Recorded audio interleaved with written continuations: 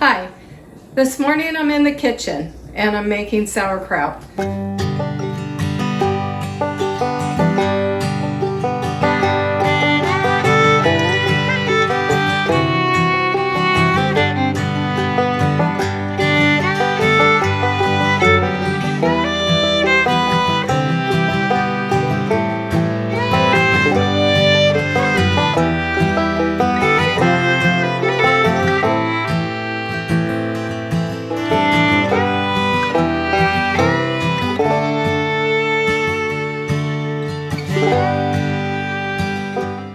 My neighbor brought me some very large heads of cabbage.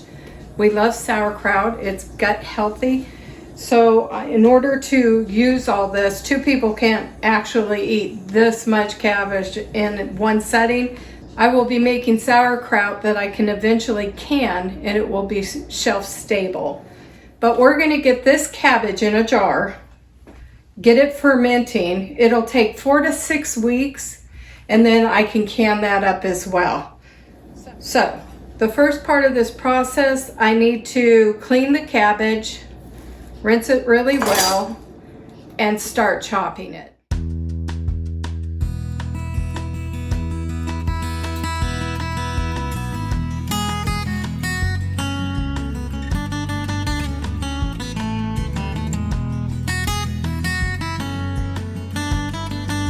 So what I'm doing now is I'm cutting out the core. I don't think I have a knife big enough to get through this whole cabbage.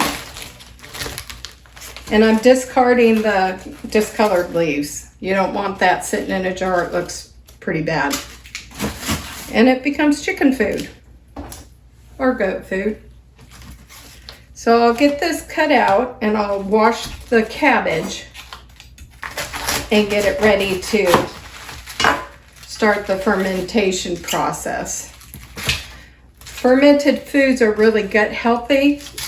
There's a lot of videos on YouTube that explain this. Go check it out for yourself. But we just like sauerkraut, and it's a great way to preserve something that would go bad quickly. In the desert, we didn't have things go bad as quickly as it does here in Kentucky. Kentucky is more humid and wet. We get, in the desert, 4 inches of precipitation a year. We can get that in about an hour here. So things can get pretty muggy, pretty wet. And so I've had to learn to put things up quickly here or you don't get it. The chicken stew. Okay, so this is all cut up. Now I'm gonna wash it.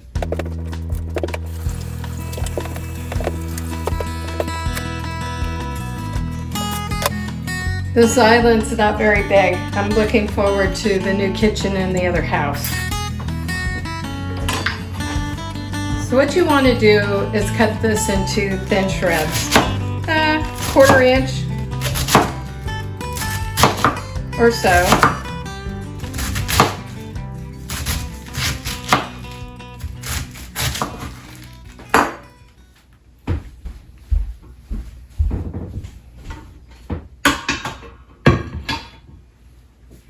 I like to use this pasta pot. I can put the cabbage in here. You will put salt over the top of that and you will massage it into the cabbage and the brine will drop to the bottom. What it does is it will wilt the cabbage and the liquid will drop through the holes in the pasta pot. So this works out great. General rule of thumb is to add a tablespoon of salt per medium head of cabbage. So this is more like 4 heads of cabbage between the two. So I will be adding 4 tablespoons of salt.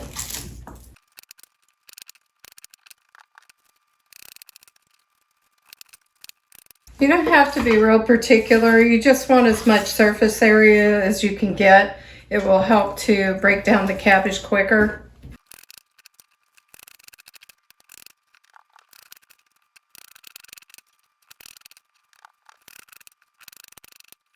Now obviously this is not all going in one pot. I'm going to start adding the salt now to get this breaking down so that I can get it all in these two, the pan and the bowl. It will break down quickly. You don't want to lose any of the brine. You need that for the end of this process. So be sure you save all your brine. Okay, had to switch ideas. So I ended up putting this in my canning pan. It's the biggest pan that I have, and I didn't want to do that because I want to start processing the other sauerkraut, but that's going to have to wait a bit. So, do you ever underestimate the amount of product that you're using? My husband tells me I constantly grab bowls and pans too small, and then I end up doing what I did here and transferring them to another pan. Now I'm going to start adding the salt. Like I said, I'm going to put 4 tablespoons, and I'm going to put generous tablespoons. You want your brine to taste sort of like seawater.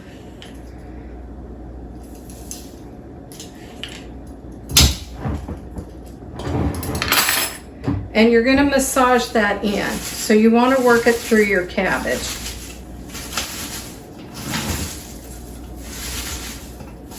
This cabbage will start breaking down as the salt starts pulling the water out of it.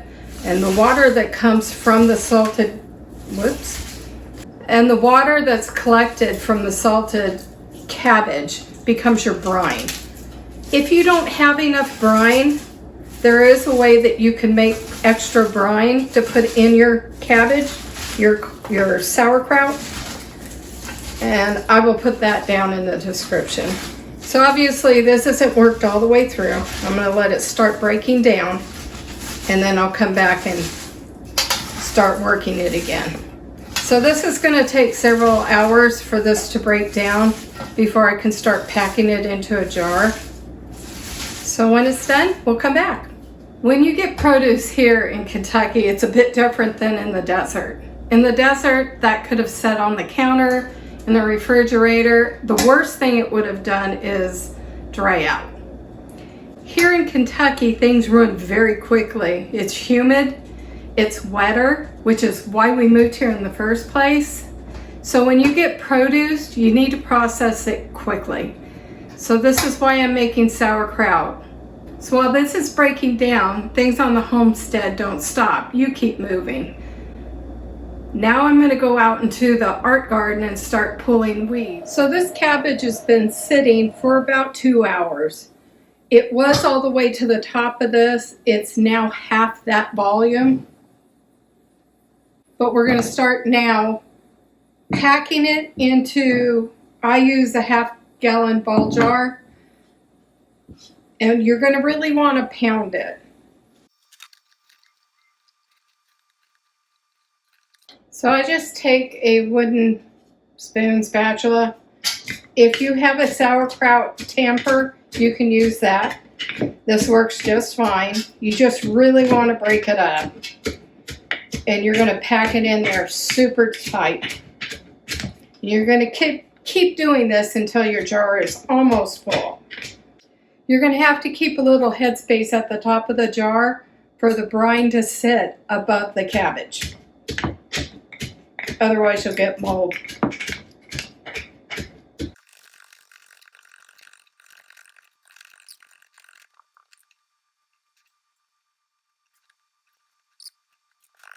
You don't have to use a ball jar. You can get a sauerkraut crock. They're $75 and up, or use any kind of jar. You just want to be able to close it up enough and keep the cabbage under the brine so it doesn't start to mold. The brine is what will keep it from molding, and it will just sit there and ferment.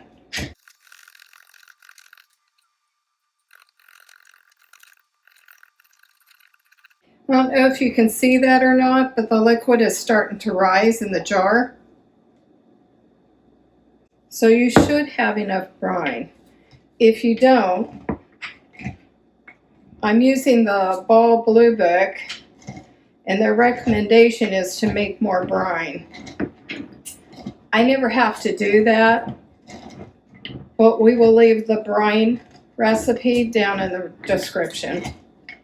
If you put this in a bigger bucket, maybe a 3-gallon bucket, you can save the outer leaves of the cabbage and put that on top. And you'll be able to weight this down with a plate, and you could put a pitcher of water on it to hold the plate down. The key is just to keep the cabbage below the water, or the brine. So after you've got your jars packed, as you can see, I have lots of brine in there. So needing more brine, unless it's a really dry cabbage, you shouldn't. So you're going to wipe your jars off. Now at this point, if you don't have airlocks and some weights to hold the cabbage under the brine, like I said, you can use a plate. Some people take a bottle of water and they'll put it on top of the plate to keep the pressure on to hold the cabbage below the brine. If the cabbage comes above the brine, you'll get a little mold and you'll skim that off. It's so heavily salted, it shouldn't bother anything. And this is going to ferment. This jar of sauerkraut, this is an airlock right here. And it has water in it that keeps the air from going in, but allows the fermentation bubbles to bubble up. Otherwise, if you put something very sealed on this, it could explode because of the gases that build up in it. You don't have to have an airlock. Like I said, you can use a plate and put a bottle of water on top of it to hold the plate down so that it's holding the cabbage underneath. And a lot of people will take the outer leaves of the cabbage and put that under the plate, tucking it in around the sides to be sure that everything stays under. Then you put the plate on top and then you put the water. I like using the airlocks. You want to keep the airlock above the level of the cabbage. So I have glass weights that I can put in there. So as you can see, the brine is up there. I'm going to strain out these last few pieces because I don't want them to mold. And then I'm going to put the airlock on it. But I have plenty of brine in both jars. This is what it'll look like once it's set for 4 to 6 weeks. So you want to let it set 4 to 6 weeks to allow it to ferment, and then you can can it up and put it on the shelf. Or you can eat it like this and just put it in the refrigerator. So the airlock lids, it's a wide mouth, it's got a hole in the middle. You're going to just put that on. You're going to set this in there, and you're going to leave it above the brine.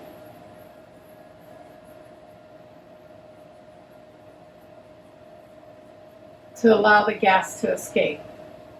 Then you're going to set this in a bowl because it might overflow, because as the fermentation bubbles come out, a lot of times it'll burp up. This has a little cap that'll go on it. And then you snap on the cap. Like I said, put it on a bowl, let it sit 4 to 6 weeks. It's pretty.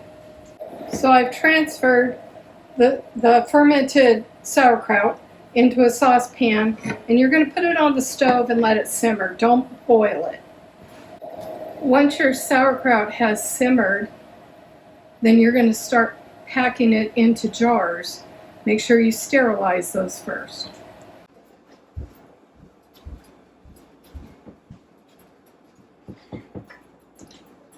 So once you pack your sauerkraut into canning jars, sterilized canning jars, you're going to pour your extra brine that you had left over and leaving a half-inch headspace. I've got 4 pints here, so that 1/2 gallon jar canned up to 4 pints.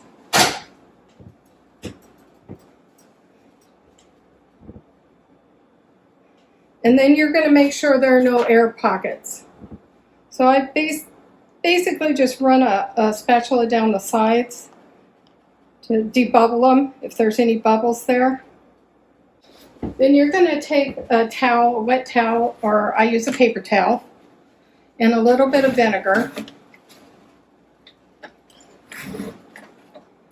And you're going to wipe the rims off to make sure there's nothing on there that will prevent the jar from sealing.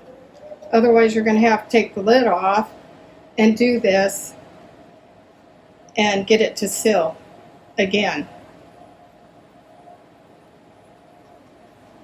In the meantime, I've got my canning pot on the stove simmering now.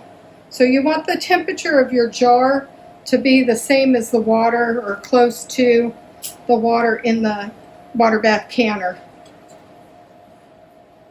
Not a big difference in temp. You're going to place your lids on. When I bought these jars was during the pandemic and they were hard to come by, so I had to get what I had to get, what I could find. But I prefer the wide mouth jars, and that way you only have to carry so many rings, so many jar lids. So you're going to put the jar lid on and just finger tighten. Don't make it real tight.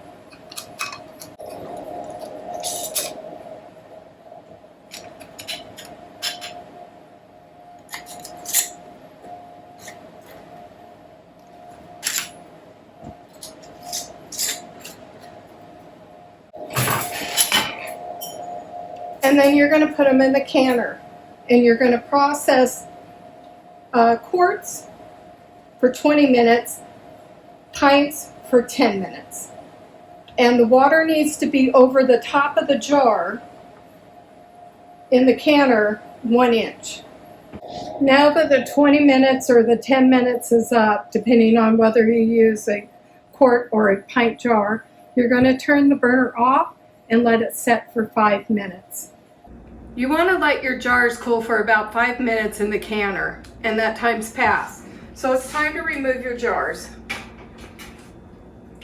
You want to carefully remove them with a pair of canning tongs and set them on a wet or on a dry towel. And you want to make sure that you listen for the pop. If you don't hear it, it's okay, because it's got a little button on top that will go down. So when you touch the top of the jar, you'll know if the button is down that it has sealed.